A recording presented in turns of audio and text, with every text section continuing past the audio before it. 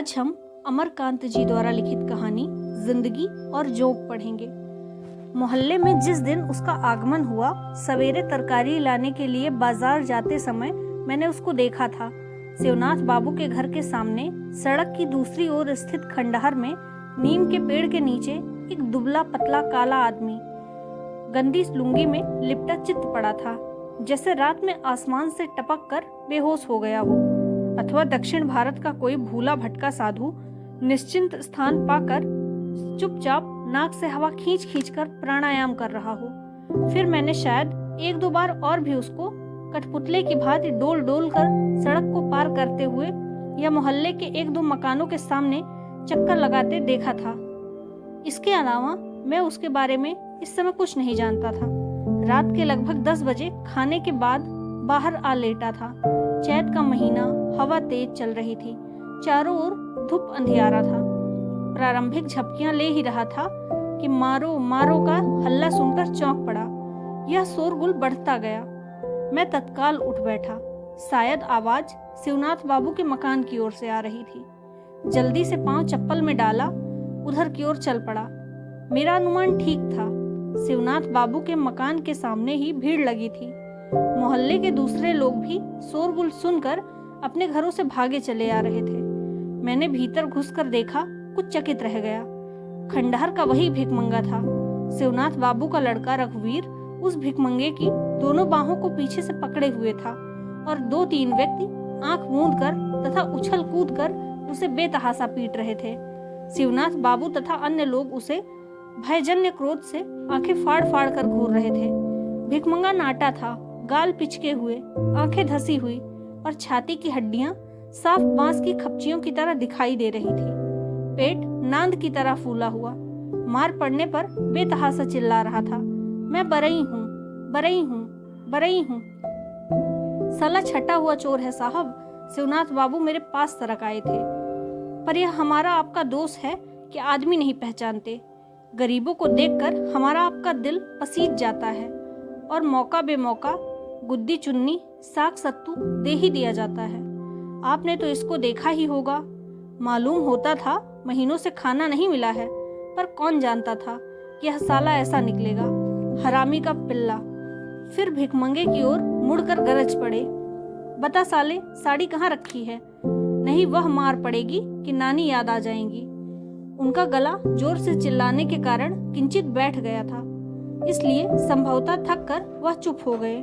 पीटने वालों ने भी इस समय पीटना बंद कर दिया था, लेकिन शिवनाथ बाबू के वक्तव्य से राम जी का सोहदा पहलवान लड़का तन्नू अत्यधिक प्रभावित मालूम पड़ा। वह अभी अभी आया था और शिवनाथ बाबू का बयान समाप्त होते ही आओ देखा ना ताओ भीड़ में से आगे लपका, जूता हाथ में ले गंदी गालियां देते हुए भिखमंगे को पीटना शुरू कर दिया। 1-1.5 हफ्ते से मोहल्ले में आया हुआ है। शिवनाथ बाबू जैसे निश्चिंत होकर फिर बोले, लालची कुत्तों की तरह इधर उधर घूमा करता था, सो हमारे घर में दया आ गई। एक रोज उसे बुलाकर उन्होंने कटोरे में दाल भात तरकारी खाने को दे दी। बस फिर क्या था, परख गया, रोज आने लगा। खैर कोई बात नहीं थी। आपकी दया से ऐसे 2-3 भर भिखमंगे रोज ही खाकर दुआ दे जाते हैं। यह घर में आने लगा तो मौका पड़ने पर एक आध काम भी कर देता था। अब यह किसको पता था कि आज यह घर में एक नई साड़ी चुरा लेगा। आपको ठीक से पता है कि साड़ी इसी ने चुराई है।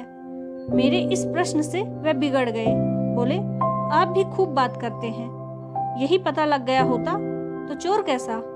मैं तो खूब जानता हूँ कि ये सब चोरी का माल होशियारी से छिपा देते हैं और जब तक इनकी कड़ी पिटाई ना की जाए कुछ नहीं बताते।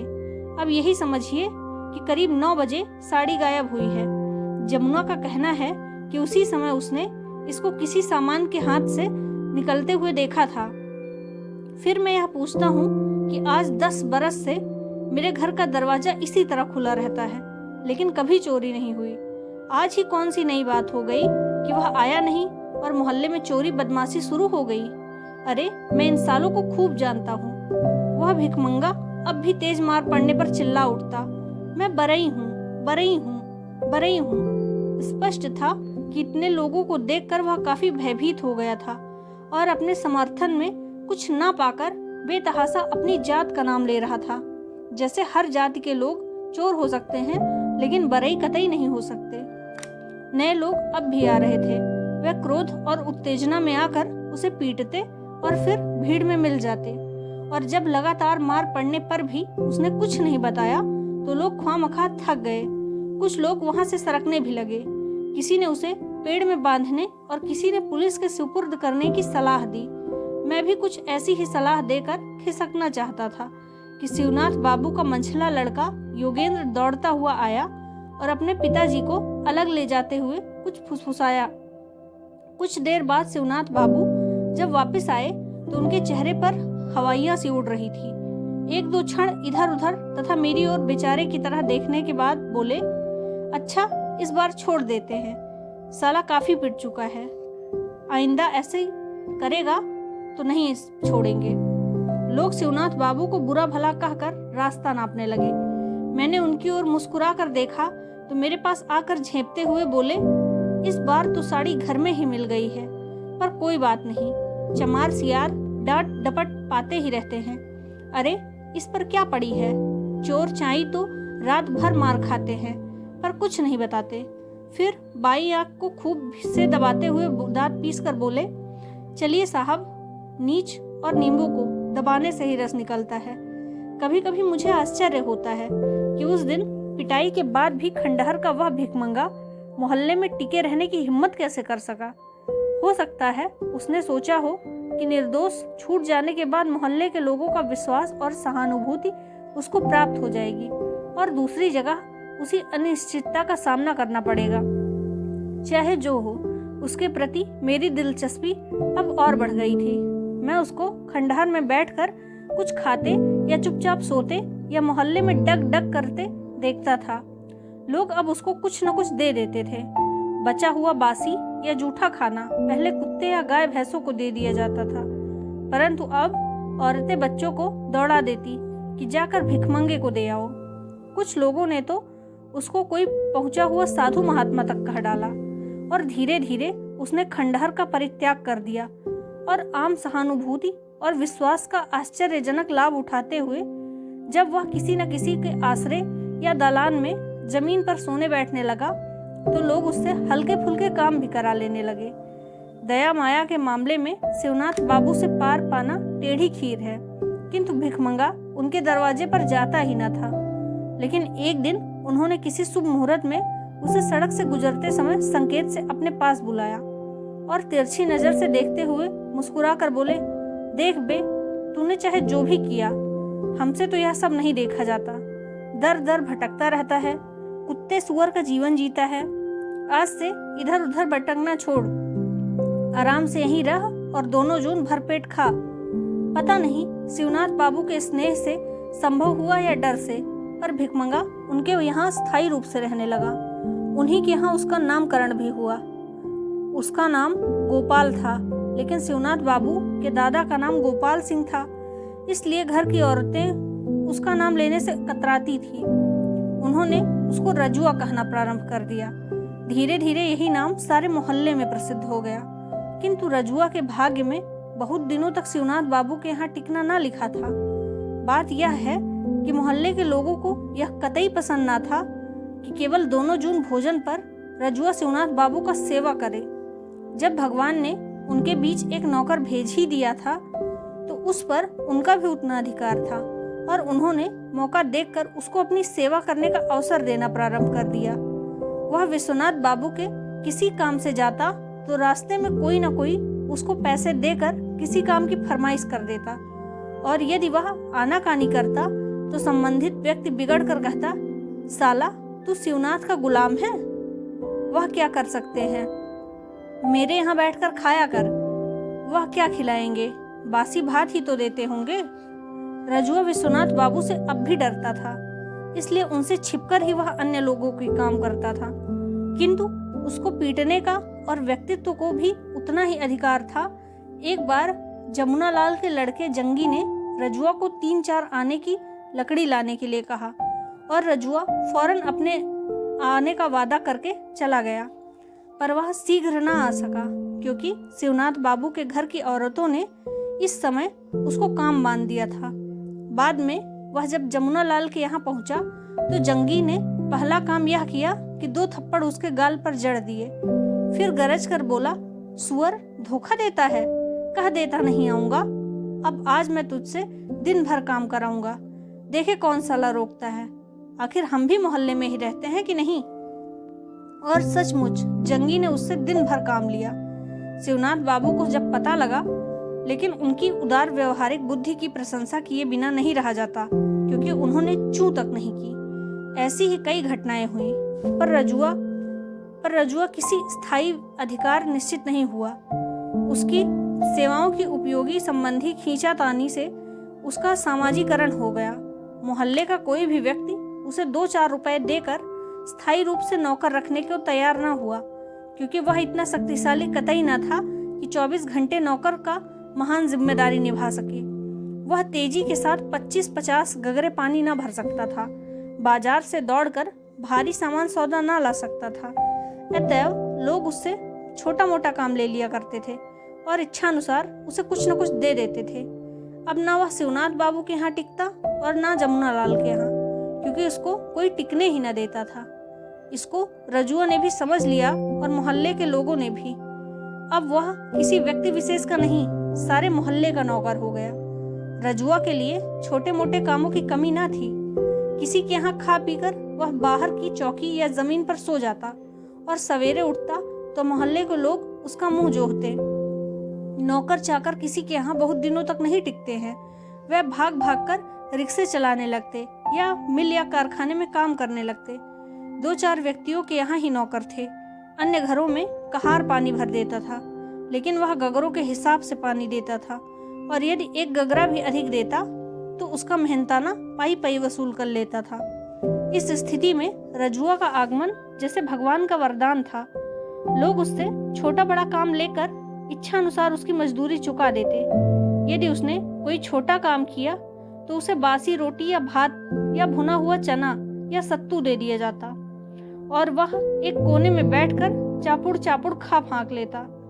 अगर कोई बड़ा काम कर लेता था तो 1 जून का खाना मिल जाता, पर उसमें अनिवार्य रूप से एक आध चीज बासी रहती। कभी कभी तरकारी या दाल नदारद होती, कभी भात नमक मिल जाता जिसे वह पानी के साथ खा जाता। कभी कभी रोटी अचार, और कभी कभी तो सिर्फ तरकारी ही खाने या दाल पीने को मिलती। कभी खाना न होने पर 2-4 पैसे मिल जाते, या मोटे पुराना कच्चा चावल और दाल या 4-6 आलू। कभी उधार भी चलता। वह काम कर देता और उसके एवज में फिर किसी दिन कुछ न कुछ पा जाता।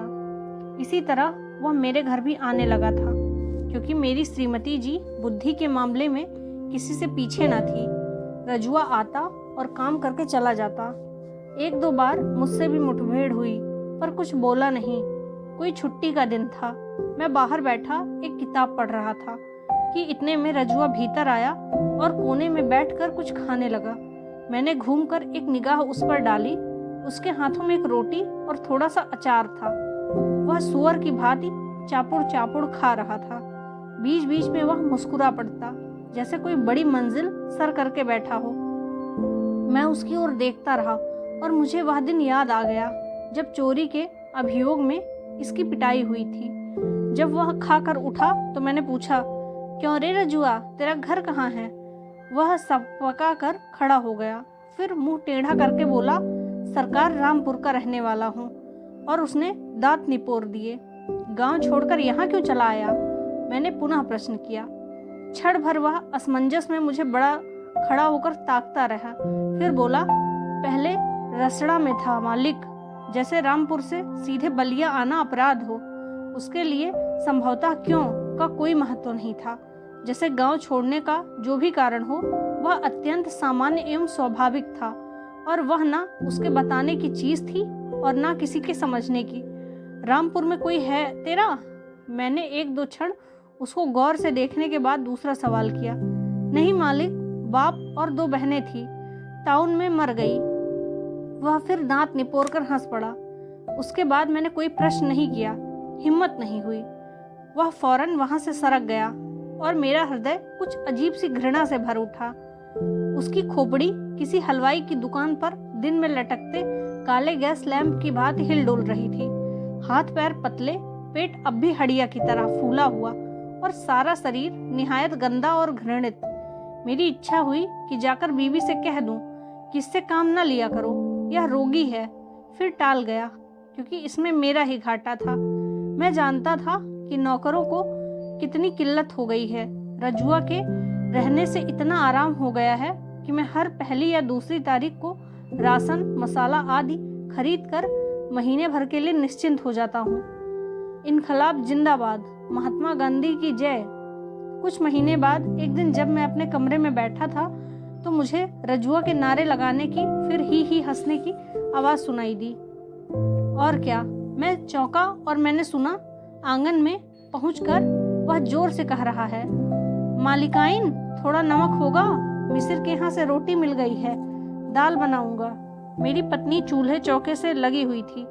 उसने कुछ देर बाद उसको नमक देते हुए पूछा, रजुआ सच बताना, तुझे नहाए हुए कितने दिन हो गए? खिचड़ी की खिचड़ी नहाता हूँ ना मालकिन जी। वह नमक लेकर बोला और हंसते हुए भाग गया। मैं कमरे में बैठा यह सब सुन रहा था। संभवतः उसको मेरी उपस्थिति का ज्ञान न था, अन्यथा वह ऐसी बातें न करता। लेकिन यह बात साफ थी कि अब वह मोहल्ले में जम गया था। उसको खाने पीने की चिंता नहीं है। इतनी ही नहीं, वह अब मोहल्ले भर में सह पा रहा है। लोग अब उससे हंसी मजाक भी करने लगे हैं और उसे मारे पीटे जाने की किंचित मात्रा में भी भय नहीं है। अवश्य यही बात थी और वह स्थिति में परिवर्तन से लाभ उठाते हुए ढीठ हो गया था। इसलिए उसने अपने आगमन की सूचना देने के लिए राजनीतिक नारे लगाए थे, जैसे वह कहना चाहता हो कि मैं हंसी मजाक का विषय हूँ, लोग मुझसे मजाक करें, जिससे मेरे हृदय में हिम्मत और ढाढ़स बढ़े। मुझे बड़ा ही आश्चर्य हुआ, लेकिन कुछ ही दिन बाद मैंने उसकी एक और हरकत देखी, जिससे मेरे अनुमान की पुष्टि हो गई।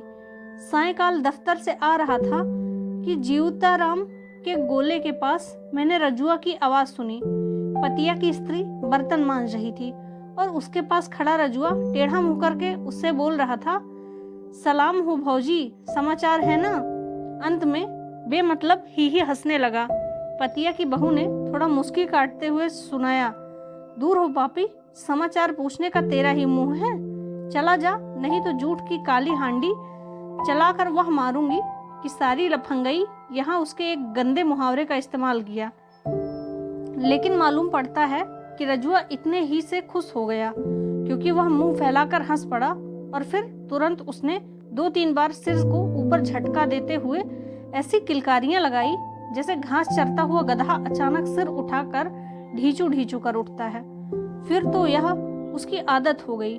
सारे मोहल्ले की छोटी जातियों की औरतों से उसने भौजाई का संबंध जोड़ लिया था। उनको देखकर वह कुछ हल्की फुल्की छेड़खानी कर देता और तब वह गधे की भांति ढींचू ढींचू कर उठता। कुएं पर पहुंचकर वह किसी औरत की कनखी को निहारते और अंत में पूछ बैठता, यह कौन है? अच्छा, बड़की भौजी हैं।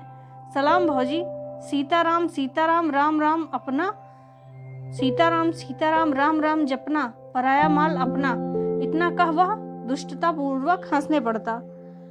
वह किसी काम से जा रहा होता, पर रास्ते में किसी औरत को बर्तन मांजते या अपने दरवाजे पर बैठे हुए या कोई काम करते हुए देखता तो 1-2 मिनट के लिए वहां पहुंच जाता, बेहया की तरह हंसकर कुशल क्षेम पूछता और अंत में झिड़की गाली सुनकर किलकारियां मारता हुआ वापस आ जाता।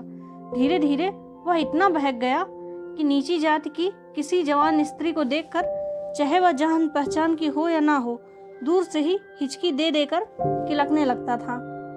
मेरी तरह मोहल्ले के अन्य लोगों ने भी उसके इस परिवर्तन पर गौर किया था और संभवतः इसी कारण लोग उसे रजुआ से रजुआ साला कहने लगे थे। अब कोई भी बात कहनी होती और कितने भी गंभीर काम के लिए उसे पुकारना होता, लोग उसे रजुआ साला कहकर बुलाते और अपने काम की फरमाइश करके हंस पड़ते। उनकी देखी देखी लड़के भी ऐसा ही करने लगे, जैसे साला कहे बिना रजुआ का कोई अस्तित्व ही ना हो। और इससे रजुआ भी बड़ा प्रसन्न था, जैसे इससे उसके जीवन की अनिश्चितता कम हो रही हो और उस पर अचानक कोई संकट आने की संभावना संकुचित होती जा रही हो। और अब लोग उसे चिढ़ाने भी लगे, क्यों बे रजुआ साला, शादी कब करेगा? लोग उसे छेड़ते। रजुआ उनकी बात पर खी खी हंस पड़ता और फिर अपनी आदत के अनुसार सिर को ऊपर की ओर 2-3 बार झटके देता, मुंह से ऐसी हिचकी की आवाज निकालता हुआ जो अधिक कड़वी चीज खाने पर निकलती है, चलता बनता। वह समझ गया था कि लोग उसे देखकर खुश होते हैं और वह सड़क पर चलते, गली से गुजरते, घर में घुसते, काम की फरमाइश लेकर घर से निकलते हुए कुएं और पानी पर भरते समय जोरों से चिल्लाकर उस समय के प्रचलित नारे लगाता या कबीर की कोई गलत फलत बानी बोलता या किसी सनी हुई कविता या दोहे की 2 पंक्तियां गाता। ऐसा करते समय वह किसी की ओर देखता नहीं बल्कि टेढ़ा मुंह करके जमीन की ओर देखता और मुंह फैलाकर हंसे जाता, जैसे वह दिमाग की आंखों से देख रहा हो कि उसकी हरकतों को बहुत से लोग देखकर प्रसन्न हो रहे हैं। सायंकाल दफ्तर से आने और नाश्ता पानी करने के बाद मैं हवाखोरी करने निकल जाता हूँ। रेलवे लाइन पकड़कर बांसडीह की ओर जाना मुझे सबसे अच्छा लगता है। सरयू पार करके गंगा जी के किनारे घूमना टहलना कम आनंदमय नहीं है, लेकिन उसमें सबसे बड़ी कठिनाई यह है कि बरसात के दोनों नदियां बढ़कर समुद्र का रूप ले लेती हैं और जाड़े में इतने दलदल मिलते हैं कि जाने की हिम्मत नहीं होती। लेकिन कभी कभी ऐसा भी होता है कि मुझे देर हो जाती है या अधिक चलने फिरने की कोई इच्छा नहीं होती, तो स्टेशन के प्लेटफॉर्म का चक्कर लगाकर वापस लौट आता हूँ। 15 दिन की बात है, एक दिन सायंकाल स्टेशन के प्लेटफॉर्म पर टहलने गया। स्टेशन के फाटक से प्लेटफॉर्म पर आने के बाद मैं बाईं तरफ जीआरपी की चौकी की ओर बढ़ चला। कुछ कदम ही चलता था कि मेरा ध्यान रजुआ की ओर गया, जो मुझसे कुछ ही दूर आगे था। वह भी उधर ही जा रहा था। मुझे कुछ आश्चर्य नहीं हुआ, क्योंकि शहर के काफी लोग दिशा मैदान के लिए कटहर नाला जाते थे, जो स्टेशन के पास ही बहता था। मैं धीरे धीरे चलने लगा, पर रजुआ कटहर नाला नहीं गया, बल्कि आरपी की चौकी में पास पहुंचकर कुछ ठिठक कर खड़ा हो गया। अब मुझे कुछ आश्चर्य हुआ। क्या वह किसी मामले में पुलिस वालों के चक्कर में आया है? मेरी समझ में कुछ नहीं आया और उत्सुकतावश मैं तेज चलने लगा। आगे बढ़ने की स्थिति में कुछ समझ में आने लगा। चौकी के सामने एक बेंच पर बैठे पुलिस के 2-3 सिपाही कोई हंसी मजाक कर रहे थे। उनमें से थोड़ी ही दूरी पर नीचे एक नंगी औरत बैठी हुई थी। वह औरत और कोई नहीं, एक पगली थी, जो कई दिनों से शहर का चक्कर काट रही थी। उसको मैंने कई बार चौक में तथा एक बार सरयू के किनारे देखा था। उसकी उम्र लगभग 30 वर्ष की होगी और वह बदबूदार, काली तथा निहायती गंदी थी। वह जहाँ जाती कुछ लफंगे हा हू करते उसके पीछे हो जाते। वे उसको चिढ़ाते, उस पर ईंट फेंकते और जब वह तंग आकर चीखती चिल्लाती भागती तो लड़के उसके पीछे दौड़ते। रजुआ इस पगली के पास खड़ा हो गया। वह कभी संकित आंखों से पुलिस वालों को देखता, फिर मुंह फैलाकर हंस पड़ता और मुटर मुटर पगली को ताकने लगता, परंतु पुलिस वाले संभवतः उसकी ओर ध्यान न दे रहे थे। मुझे बड़ी शर्म मालूम हुई, किंतु मैं इतना समीप पहुंच गया था कि अचानक घूमकर लौटना संभव न हो सका। असली बात जानने की उत्सुकता भी थी। मैं शून्य की ओर देखता हुआ आगे बढ़ा, लेकिन लाख कोशिश करके भी दृष्टि उधर चली ही जाती थी। रजुआ शायद पुलिस वालों की लापरवाही का फायदा उठाते हुए आगे बढ़ गया था और सिर नीचे झुकाकर अत्यंत ही प्रसन्न होकर हंसते हुए पुचकारती आवाज में पूछ रहा था, क्या है पागल राम, भात खाओगी? इतने में पुलिस वालों में से एक ने कड़क कर प्रश्न किया, कौन है बेसाले, चलता बन, नहीं तो मारते मारते भूसा बना दूंगा। रजुआ वहां से थोड़ा हट गया और हंसते हुए बोला, मालिक मैं रजुआ हूँ, भाग जा साले, गिद्ध की तरह ना मालूम कहाँ से आ जाता है। संभवतः दूसरे सिपाही ने कहा। फिर वे सभी ठहाका मारकर हंस पड़े। मैं अब काफी आगे निकल गया था और इससे अधिक मुझे कुछ सुनाई ना पड़ा। मैं जल्दी जल्दी प्लेटफॉर्म से बाहर निकल गया, किंतु मामला यहीं समाप्त नहीं हो गया। घर आकर मैंने आंगन में चारपाई डाल बड़ी मुश्किल से आधा घंटा आराम किया होगा कि मेरी पत्नी भागती हुई आई और कुछ मुस्कुराती हुई तेज आवाज में बोली, अरे जरा जल्दी से बाहर आइए तो एक तमाशा दिखाती हूँ, हमारी कसम जरा जल्दी उठिए। मैं अनिच्छा पूर्वक उठा और बाहर जाकर जो दृश्य देखा उससे मेरे हृदय में एक ही साथ आश्चर्य एवं घृणा दोनों एक ऐसे भाव उठे जिन्हें मैं व्यक्त नहीं कर सकता। जुआ स्टेशन की नंगी पगली के आगे आगे आ रहा था। पगली कभी इधर कभी उधर देखने लगती या खड़ी हो जाती, तो रजुआ पीछे होकर पगली की उंगली पकड़कर थोड़ा आगे ले जाता और फिर उसे छोड़कर आगे चलने लगता तथा पीछे घूम घूम कर पगली से कुछ कहता जाता। इसी तरह वह पगली को सड़क की दूसरी ओर स्थित क्वार्टरों की छत पर ले गया। ये क्वार्टर मेरे मकान के सामने दूसरी पटरी पर बने हुए थे और एक दूसरे से सटे थे। उनकी छतें खुली थी और उन पर मोहल्ले के लोग जाड़े में धूप लिया करते और गर्मी में रात को लावासियां लफंगे सोया करते। तभी रजुआ नीचे उतरा, किंतु पगली उसके साथ ना थी। हम लोगों को उत्सुकता हुई और देखें कि वह आगे क्या करता है। हम लोग वहीं खड़े रहे। रजुआ तेजी से स्टेशन की ओर गया तथा कुछ ही देर में वापस भी आ गया। इस बार उसके हाथ में एक दोना था। दोना लेकर वह ऊपर चढ़ गया और हम समझ गए कि वह पगली को खिलाने के लिए बाजार से कुछ लाया है। इसके बाद 2-3 दिन तक रजुआ को मैंने मोहल्ले में नहीं देखा। उस दिन की घटना से हृदय में एक उत्सुकता बनी हुई थी। इसलिए एक दिन मैंने अपनी पत्नी से पूछा, क्या बात है, रजुआ आजकल दिखाई नहीं देता, अब यहाँ नहीं रहता क्या? पत्नी ने थोड़ा चौंक कर उत्तर दिया, अरे आपको नहीं मालूम, उसको किसी ने बुरी तरह पीटा है और वह बरन की बहू के यहाँ पड़ा हुआ है। क्यों, क्या बात है? मैंने उसकी उत्सुकता प्रकट की और धीमे स्वर में पूछा। पत्नी ने मुस्कुरा कर बताया, अरे वही बात है, रजुआ उस पगली को छत पर छोड़ नरसिंह बाबू के यहाँ काम करने लगा। नरसिंह बाबू की स्त्री बताती हैं कि वह उस दिन बड़ा गंभीर था और काम करते करते चहक कर जैसे किलकारियां नहीं मारता वैसे वहां नहीं करता। उसकी तबीयत काम में नहीं लगती थी। वह एक दिन करता काम और दूसरे दिन मौका देखकर बहाना बनाकर क्वार्टर की छत पर जाकर पगली का समाचार ले आता। नरसिंह बाबू की स्त्री ने जब उसे खाना दिया तो उसने वहां भोजन नहीं किया, बल्कि खाने को एक कागज में लपेटकर अपने साथ ले गया। उसने वह खाना खुद थोड़े खाया, बल्कि उसको वह ऊपर छत पर ले गया। रात के करीब 11 बजे की बात है।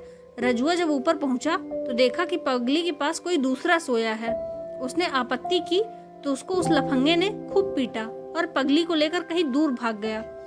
तुम्हें यह सब कैसे मालूम हुआ?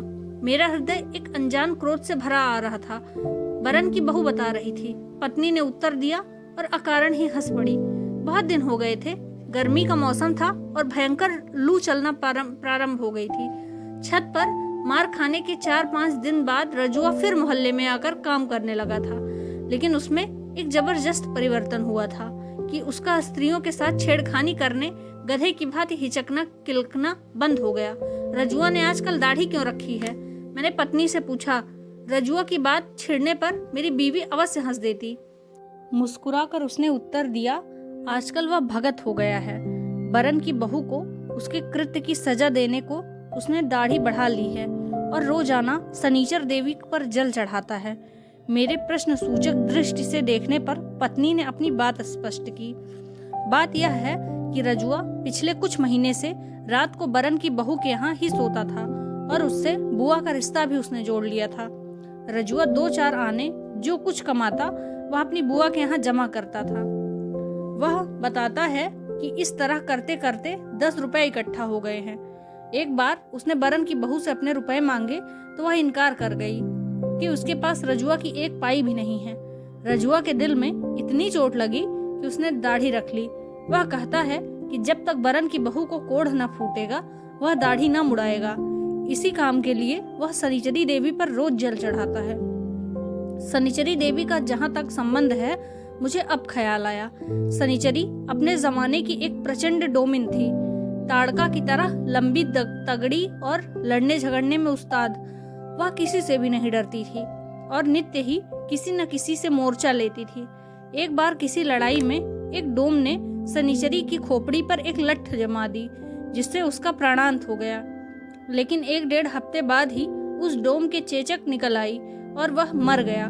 लोगों ने उसकी मृत्यु का कारण शनिचरी देवी का प्रकोप समझा। डोमों ने श्रद्धा से उसका चबूतरा बना दिया और तब से वह छोटी जातियों में शनिचरी माता या शनिचरी देवी के नाम से प्रसिद्ध हो गई हैं। मैं कुछ नहीं बोला, लेकिन पत्नी ने संभवतः कुछ उदास स्वर में कहा, उसको आजकल थोड़ा बुखार रहता है। उसका विश्वास है कि बरन की बहू ने उस पर जादू टोना कर दिया है। वह कहता है कि शनिचरी बहुत चलती देवी हैं। अरे 1 महीने में ही बरन की बहू कोढ़ फूट कर मरेगी। पता नहीं उसका जड़ टूटा कि नहीं। मैंने जानने की कोशिश भी नहीं की। बीमार तो वह सदा का ही था। सोचा शायद उतर गया हो, क्योंकि काम तो वह उसी तरह कर रहा था। हाँ, बीच में उसके चेहरे पर जो चुस्ती और खुश सी चमक चमक उठती थी वह निरोहित हो गई है। न वह उतना चाहता था न ही उतना बोलता था। अपेक्षाकृत वह अधिक गंभीर और सुस्त हो गया। उसकी रुचि धर्म की ओर मुड़ गई है और शनिचरी देवी की मन्नत मनाते वह अच्छा भला भगत बन गया है। मेरे घर के सामने सड़क की दूसरी ओर क्वार्टर में एक पंडित जी रहते हैं।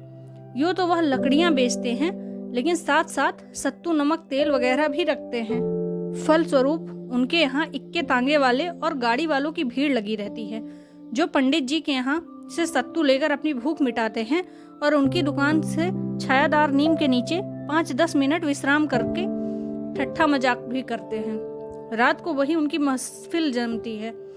उस रात गर्मी इतनी थी कि आंगन में दम घुटा जा रहा था। मैं खाने के पश्चात चारपाई को घसीटते हुए लगभग सड़क के किनारे ले गया। उमस तो यहाँ भी थी, पर अपेक्षाकृत शांति मिली। मुझे लेटे हुए अभी 2-4 मिनट ही बीते थे कि पंडित जी की दुकान से आती हुई आवाज सुनाई पड़ी। तो का हो रजुआ भगत, गोसाई जी की कहा गए क्या? महावीर जी समुंदर में कूदते हैं और ताड़का महारानी का कहती हैं? सुनो सुनो, प्रश्नकर्ता की बात के उत्तर में रजुआ, शायद वह भगत कहलाने लगा था, तत्काल जोश में ऐसे बोला जैसे आशंका हो कि यदि वह देर कर देगा तो कोई दूसरा ही बता देगा। बजरंग बली बड़े जबर थे। वह समुद्र में कुछ दूर तक तैर लेते थे तो उनको ताड़का महारानी मिलती हैं। ताड़का महारानी अपना रूप दिखाती हैं तो बजरंग बली किससे कम है? ये मियाँ एढ़े तो हम तुमसे डेढ़े, बजरंग बली भी उतने ही हो जाते हैं। इसके बाद ताड़का महारानी और बड़ी हो जाती हैं तो बजरंग बली मच्छर बनकर ताड़का महारानी के कान से बाहर निकल जाते हैं। तो ये रज्जू भगत गान्ही महात्मा भी तो जेहल से निकल आते हैं। किसी दूसरे से पूछा, रजुआ ने और जोर से बताया, सुनो सुनो, गांधी महात्मा को सरकार जब जेहल में डालती होगी तो एक दिन ऐसा होता है कि सभी सिपाही प्यादा के होते हुए भी गांधी महात्मा जेहल से निकल आते हैं और सबकी आंखों पर पट्टी बन जाती है। गांधी महात्मा 7 समुंदर पार करके जब दिल्ली पहुंचते हैं तो सरकार उन पर गोली चलाती है। गोली गांधी महात्मा की छाती पर लगकर 100 टुकड़े हो जाते हैं और गांधी महात्मा आसमान में उड़कर गायब हो जाते हैं। इसके पूर्व महात्मा गांधी की मृत्यु का ऐसा दिलचस्प किस्सा मैंने कभी नहीं सुना था। यद्यपि गांधी जी की हत्या हुए 4 वर्ष गुजर गए थे, उसकी दाढ़ी जैसे तैसे बढ़ती गई। रजुआ के धर्म प्रचार का समाचार भी फैलता गया। निचले तबके के लोग अब वह रज्जू भगत के नाम से पुकारा जाने लगा।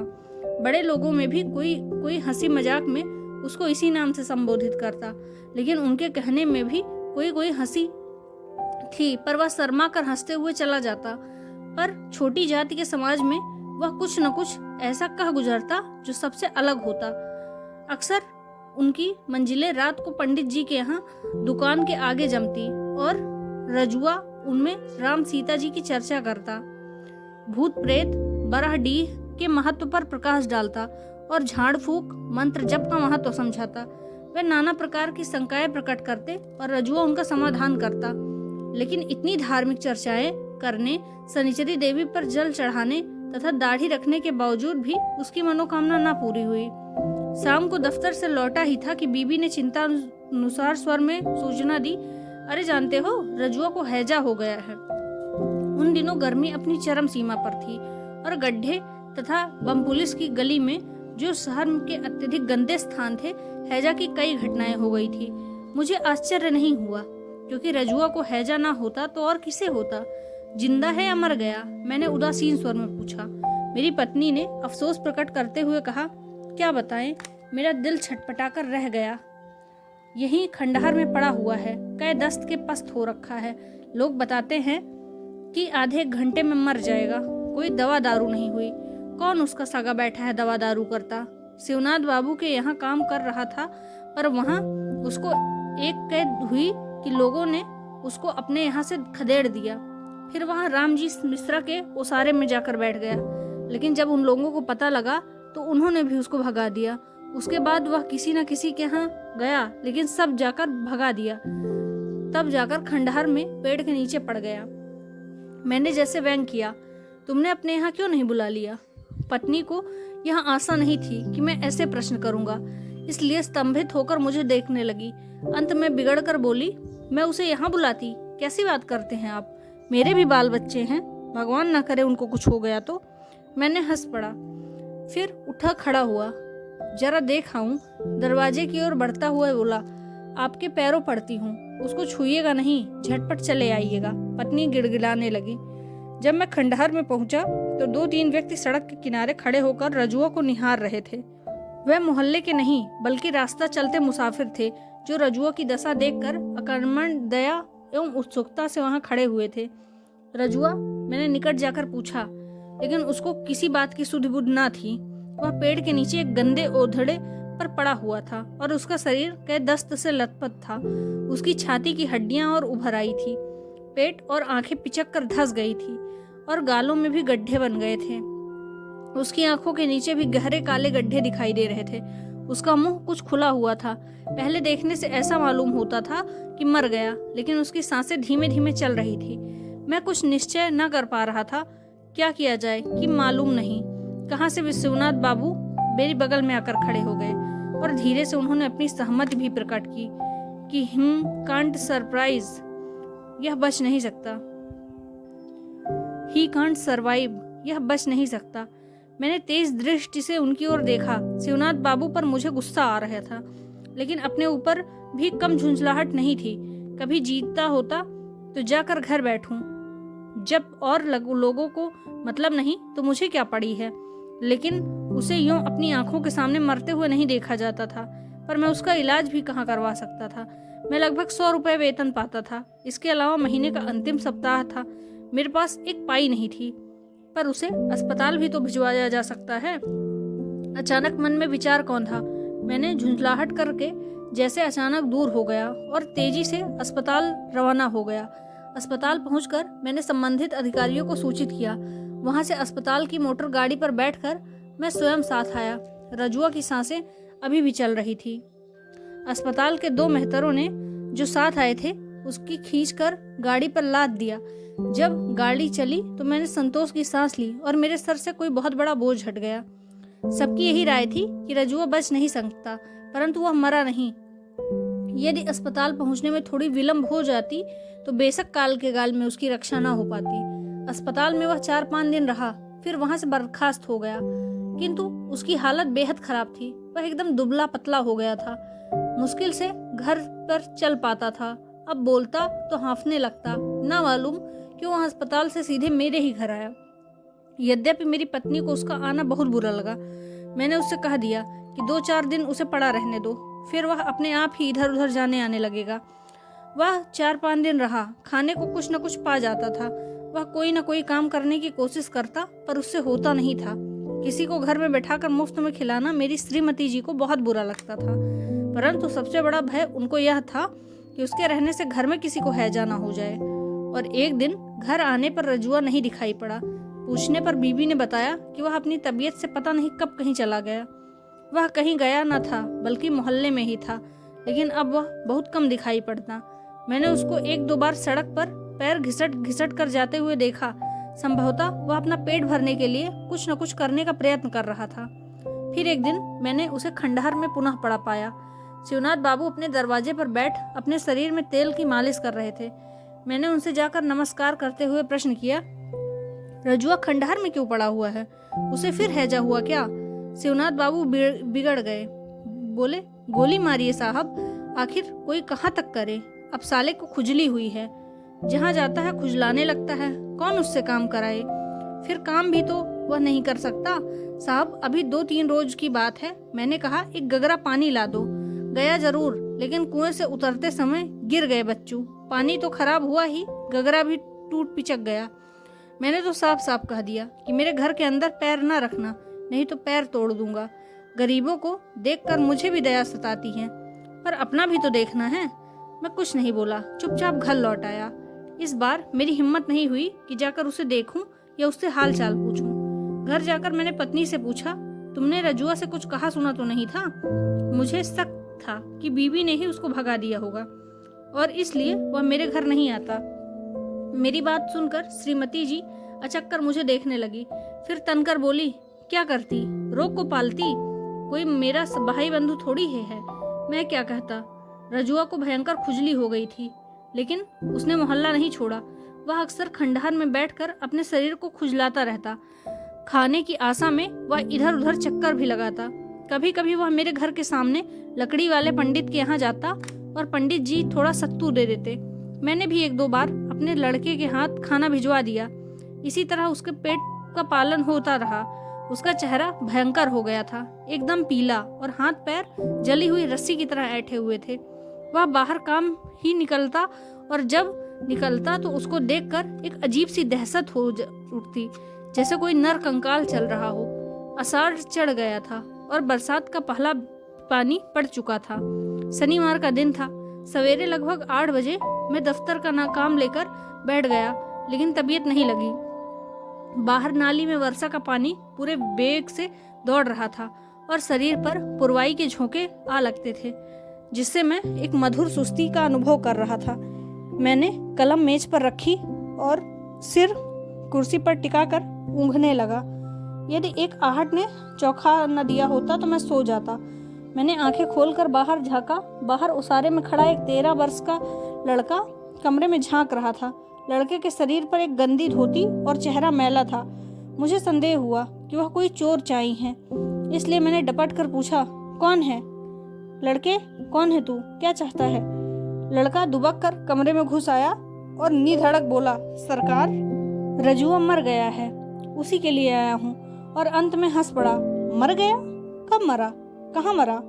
मैंने साश्चर्य मुंह बनाकर एक ही साथ उससे कई प्रश्न किए। लड़के ने फिर हंसते हुए कहा, हाँ सरकार, मर गया। मालिक, इस कार्ड पर उसके गांव के एक चिट्ठी लिख दीजिए। मैंने इसके आगे रजुआ के संबंध में कुछ न पूछा। मैं अचानक डर गया कि यदि मैंने मामले में अधिक दिलचस्पी दिखाई तो हो सकता है उसकी लाश फूंकने का भी प्रबंध मुझे ही करना पड़े। लड़के के हाथ में एक पोस्ट कार्ड था, जिसको लेते हुए मैंने सवाल किया, इस पर क्या लिखना होगा? उसके गांव का क्या पता है? मालिक, रामपुर के भजन राम बरई के यहाँ लिखना होगा। लिख दीजिए कि गोपाल मर गया। लड़के की आवाज कुछ ढीठ हो गई थी। गोपाल? जी हाँ, वही उसका असली नाम था। मैंने पोस्ट कार्ड पर तेजी से मजमून तथा पता लिख लिया और पत्र को लड़के के हवाले कर दिया। मैं लड़के से पूछना चाहता था कि तू कौन है? रजुआ कहाँ मरा? उसकी लाश कहाँ है? परंतु मैं कुछ नहीं पूछ सका, जैसे मुझे काठ मार गया। सच कहता हूँ, रजिया की मृत्यु का समाचार सुनकर मेरे हृदय को अपूर्व शांति मिली, जैसे दिमाग पर पड़ा हुआ एक बहुत बड़ा बोझ हट गया हो। उसको देखकर मुझे सदा घृणा होती थी और कभी कभी सोचकर कष्ट होता था कि इस व्यक्ति ने सदा ऐसे प्रयास किए जिससे इसको भीख ना मांगनी पड़े, और इसको भीख मांगना भी पड़ा तो इसमें इसका कोई दोष कतई नहीं रहा। मैंने उसके बारे में कई बार क्रोधवश सोचा है, और यह कमबख्त एक ही मोहल्ले में क्यों चिपका हुआ है? घूम घूम कर शहर में भीख क्यों नहीं मांगता? मुझे कभी कभी लगता है कि वह किसी का मोहताज न होना चाहता था, और उसके लिए उसने कोशिश भी की, जिसमें वह असफल रहा। चूंकि वह मरना न चाहता था, इसलिए जोक की तरह जिंदगी से चिमटा रहा। लेकिन लगता है जिंदगी स्वयं जोक सरीखी उससे चिमटी थी और धीरे धीरे उसके रक्त की अंतिम बूंद तक पी गई। रजुआ को मरे 3-4 दिन हो गए थे। सारे मोहल्ले में ये समाचार उसी दिन फैल गया था। मोहल्ले वालों ने अफसोस प्रकट किया। फिर शिवनाथ बाबू ने तो यहाँ तक कह डाला कि जो हो आदमी वह ईमानदार था। रात के करीब 8 बजे थे और मैं बाहर उसारे में बैठा था। आसमान में बादल छाए थे और सारा वातावरण इतना शांत था जैसे किसी षड्यंत्र में लीन हो। बगल की चौकी पर रखी धुंधली लालटेन कभी कभी चमक उठती और कभी उसके चारों ओर उड़ते पतंगे कभी कमीज के अंदर घुस जाते, जिससे तबीयत असहाय खींच से भर जाती। मैं भीतर जाने के उद्देश्य से उठा कि सामने एक छाया देखकर एकदम डर गया। रजुआ की शक्ल का नर कंकाल भीतर से चला आ रहा था। सच कहता हूँ, यदि मैं भूत प्रेत में विश्वास करता तो चिल्ला उठता, भूत भूत। मैं आंखें फाड़ फाड़ कर देख रहा था। नर कंकाल धीरे धीरे घिसकता बढ़ रहा था। यह तो रजुआ ही था। खैरी मात्र, क्या यह जिंदा है? वह मेरे निकट आ गया, संभवतः मेरी परेशानी भांप कर बोला, सरकार, मैं मरा नहीं हूँ, जिंदा हूँ। अंत में वह सूखे होंठ से हंसने लगा। तब वह लड़का क्यों आया था? मैंने गंभीरता पूर्वक प्रश्न किया। उसने पहले दांत निपोर दिए, फिर बोला, सरकार, वह गुदड़ी बाजार में बचन राम का लड़का है, मैंने ही उसको भेजा था। बात यह हुई सरकार कि मेरे सिर पर कौवा बैठ गया था।